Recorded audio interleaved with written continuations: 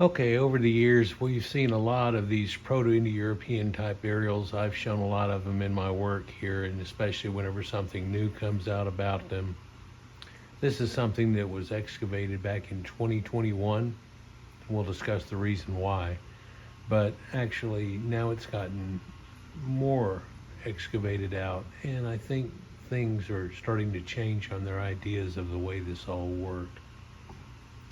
This is what they're calling the Stonehenge of the UK, but there are already about 5 or 6 places that have been named that because they have the same structure, astrotheological alignments, things like that going along with each other. So a lot of us that hear this all the time would wish that they would just come up with a new reference. Well, actually, that's a good one. It shows you the Stonehenge type of building people were doing well before Stonehenge. In fact, this one we're looking at here predates Stonehenge by a little while. Let's just get off into it here and understand what's going on with it. Ukrainian burial mound dig reveals 5,500-year-old Stonehenge-like structure. Scythians and other warring cultures and archaeological remnants of their history are under attack now by developers in the Ukraine looking to construct new luxury country homes. There are 2 roadblocks in their quest for this unrestricted profiteering they want. First comes from the form of 4,000 to 5,500-year-old burial mounds. Almost 100,000 of these are in number and scattered across the countryside, which are only protected by a very thin topsoil. In fact, it's believed that probably half of these mounds have all been smoothed down, and you may not ever find out about them because they're up under farms now. In fact, that's how we're finding a lot of them over in Britain and such whenever we do, because there it's on farmland and the people have destroyed the mound that was there and smoothed it back out so they can continue to farm over it. This site has very thin topsoil, literally 10 centimeters thick, and so 4 or 5 inches. This is very little in causing it to swell, deteriorate, and etc. And this is why it was decided to investigate it, says Dmitry Tedlenko, head of the Dnieper archaeological expedition of the Ukrainian Archaeological Guard Service that they have hooked up with sites like these. So we can see this burial mound that's here, and this is only partial excavation, and you can see right behind it there's housing encroaching upon it, and in fact starting to surround it. And I believe that they should actually take something like this and protect it and put a square around it, and you can continue building over there as long as we look into it and find that there's nothing there. That should also have its own monument for it. But let me know what you think down below. This is a unique burial mound though. Of course, each one has its own little flair, but it was found during road work in the village of Novo Oleksandrivka, which is New Alexandria, and this is thought to be in one of the sites that Alexander named Alexandria as he went on his conquest through the Proto-Indo-European lands into India and so on, and quite often he named them all Alexandria. So it's kind of weird that we see this. It seems to be spelled a little bit different than we would think of Alexandria being spelled, but then again, it's Russian. So the second roadblock idea that they have here to the construction project is the non-governmental preservation group Guardians of the Mounds, founded in 2019 under the aegis of Alexander, there's that name again, Klavaka, which has become a national movement over the last 20 months in the village of Novo Oleksadrivka. It's about 10 kilometers or 6.2 miles south of the town of Dnieper in east central Ukraine, above the Black Sea and so on. Excavations of a unique Kurgan or burial mound have been underway for more than 1.5 months, reports Archaeological News Network. The burial mounds and their rationale. These burial mounds that have attracted grave robbers and archaeologists in equal measure with a variety of artifacts which includes combs, dishes, but also heaps of golden jewelry. According to New York Times, the dimensions of the unique kurgan are astounding: 120 by 80 meters, 120 by 180 meters, or 393 by 262 feet. Big as a football field, if you will, and 7 meters high, or 22.97 feet high. Proper road clearance and construction equipment have been employed to conduct a field survey in this imaginable scale, including bulldozers, and the excavations have revealed 24 burials from the Bronze Age, Scythians, and Iron Age, and Middle Ages. And there were later burials been done in the same area, utilizing the ancient mounds of the ancients. Because of their nomadic nature, the people carried only the bare necessities. However, sometimes interesting finds are found: pots, necklaces made of wolf or dog canines. For example, a burial has now been discovered where dog toe bones were lying next to human remains. A triple grave has also been found where the skeleton of a man lay in the middle and the skeletons of a woman and child were pressed against him on each side. Here we can see one of these burials here, one of which has said it has been done in mummification. You can see the one on the right here. Well, if I lower it down a little bit more, you can see that he's been swathed in red ochre, just like a lot of the ancient burials. The central part is being explored now. There's a lot of manual work. We also use machinery, but I'd like to point out that the machinery works solely under the supervision of archaeologists. So the bulldozer removes several centimeters of soil layer, and if we see that something is wrong, the work stops and then archaeology comes in. Several historians postulate that the mounds served purposes that exceeded simple religious rites. Noblemen were sent into the afterlife with the luxuries and status they enjoyed when alive, along with sacrificed wives, servants, and even sacred horses. But these mounds have been excavated a long time ago, or been infiltrated a long time ago, and even though the bones are still there, the artifacts that we know are usually associated with them are nowhere to be found. There are many other interpretations of the mounds too, keeping in mind the topography of the Ukrainian countryside and land and the ever-looming threat of Russian invasions. The mounds were perhaps erected to show a strength or defiance against the enemy, most definitely the Russians, to deter their advance into the land that was not theirs. Now this is a chromolech here, and it's basically something like a Ukrainian Stonehenge. The mound was dated to 5,500 years ago, coinciding with the Neolithic period, or the transitional period between Neolithic and Bronze Age, roughly some 2,500 to 2000 BC. And in the middle of the mound, the Dnieper Stonehenge, as they're calling this, was found. A series of stone blocks, like megaliths, forming an 18-meter diameter, or a 56-foot diameter circle called a chromolech. As for the stone circle, it's worth noting that it had purely structural function, they're trying to say at this point. The chromolech is an integral part of a massive complex structure. The structure consisted of stone circles set vertically. There was a truncated cone on top of the circle. They shun away from calling it pyramidic or anything. This allowed the ground to be supported and prevented the mound from sprawling outwards.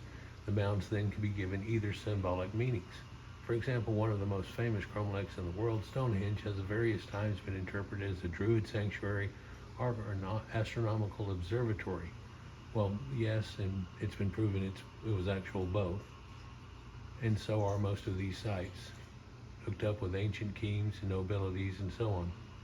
It's also worth noting that the oldest burials on the Novo Oleksandrivka burial mound date to about 3,500 BC, and this potentially suggests that the chromolech near Dnieper is older than Stonehenge. In my other videos about Proto-Europeans, Scythians, and things like that, we talked about how they had migrated over and made Stonehenge eventually and so on. So one can easily make the connection that they were going on here before they were going on there. In fact, they were going on many places, as DNA is proven, before they were here and there, and over here, and over there. So here's another burial mound showing you the look at that and how it's stated up. The challenge of Ukrainian burial mounds and accurate historical reconstruction. The Ukraine is coming to terms with its illustrated past, even while the Russian threat is constantly on the rise, and in its midst, the development of fascinating scientific techniques is turning up a lot of answers about ancient Ukrainian history, including DNA taken from the people within the mounds. It is imperative to preserve this history by studying it first instead of destroying it for housing. Let me know what you think about things like this, statements. As it is, these mounds have been repeatedly robbed and stripped bare of their valuables, making the reconstruction of the past even more difficult. These mounds have also been reused, with the new bodies being dumped in older structures to cut labor costs and effort, whilst enjoying splendor of royal burials of these people whenever they use the burial to rebury someone at a much later time.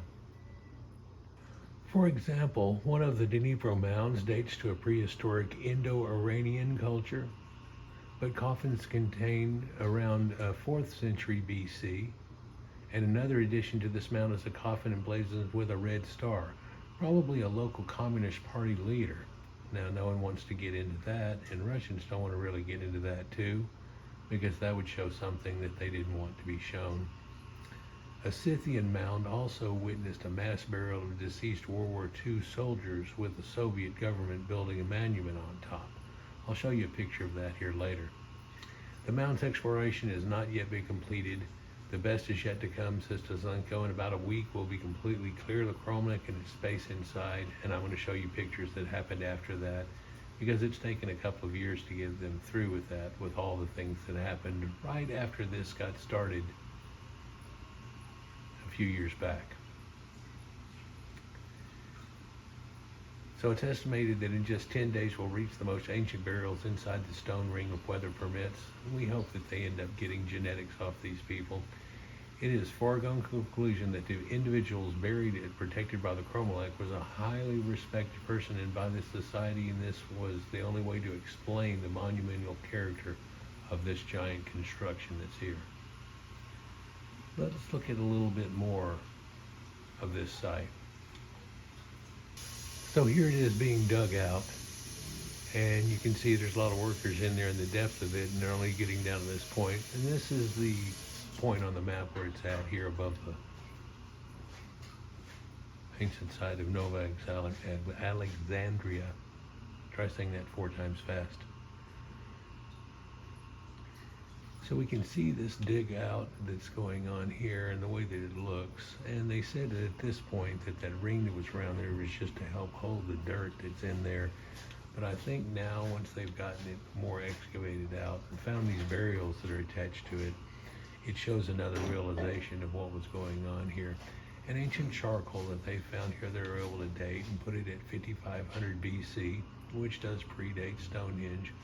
And this is the way that it looked once they finally got it excavated and out. For it showing you in this Kromlech here that they have different sections all done for it. There are burials in each section here. And this was a nobility family that was here during the time that was there. These huge stones that are here, they found actually where they come from. And they come from the Dnieper River.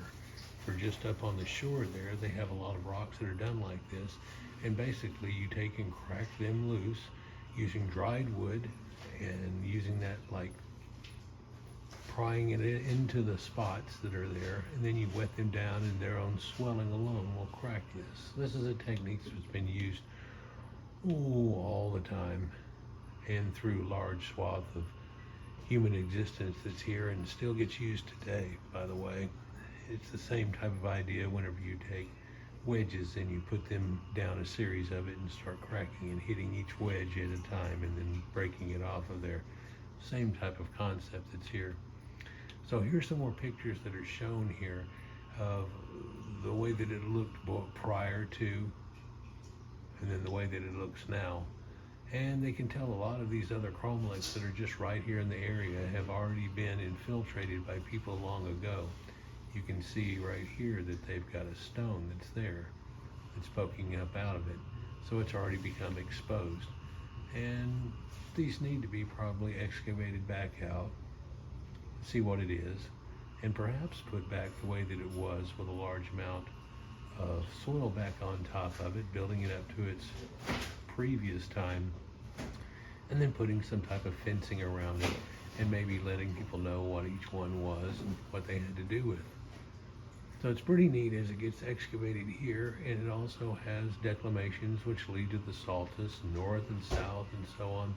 And I'm waiting on another paper to come out on this, because it surely will once the archaeoastronomy people get a hold of it and figure out where it's lined up to exactly, and the connections that are there. Again, there are some 100,000 of these strewn all across Europe and Ukraine here. A lot of them have been folded into the land that's right there, and you wouldn't even notice them there. But there are other ones that are just standing up like a sore thumb in the middle of a man's field, which luckily he's decided to go around because he can't use it to farm so much. This makes me think of the ancient tells that they have from like Göbekli Tepe and other places that add up to it. There are a lot of these sites, though, that have already been excavated, and then some of them they found right off the bat have been reused by other people in burials in a much more modern time. And as we stated before, they took one of the mounds here and they made it a mass burial for some of the soldiers in World War II, which is kind of an oddity that's here. You can see their chickens just below here, right down there, in this farmland that's here. But this is just another one of those Stonehenge types, and again, I hope they do get some genetics and DNA and things that there, and I wonder what they find totally. For usually whenever something like this happens, the grave robbers took many things, but not everything. And that's what we hope has happened here. And one of the bodies has been shown to have been mummified. So that's another interesting effect here too. So this site's pretty interesting, and I can't wait for more archaeology to come out onto it. But the problem that I'm having too is that within visual sight of this mound, there are some 20 to 30 more. And if you just go out this way, it never ends.